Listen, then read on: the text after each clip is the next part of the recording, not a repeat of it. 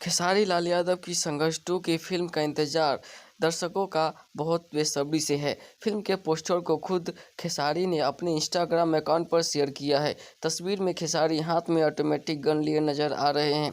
इस पोस्ट के साथ भोजपुरी एक्टर ने लिखा, नवरात्रि के शुभ अवसर पर अपने दर्शकों के लिए संघर्ष 2 की एक झलक।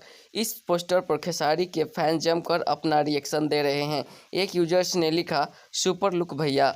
वहीं एक ने लिखा, केजीएफ का मशहूर डायलॉग वायलेंस वायलेंस वायलेंस लिखा। इसके अलावा एक अन्य यूजर ने लिखा, इस लुक का कोई जवाब नहीं है भैया। इसके अलावा बहुत से यूजर्स का इस पोस्ट पर फायर इमोजी भी शेयर कर रहे हैं। सुपरहिट फिल्मों में नज़र आ चुके इन फिल्मों में उनके किरदारों को लोगों को काफ़ी पसंद किया गया है।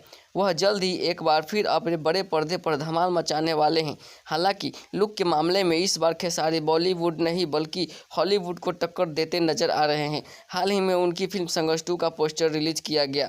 इस फिल्म के एक्टर कुल अलग अलग अंदाज में नजर आ रहे हैं।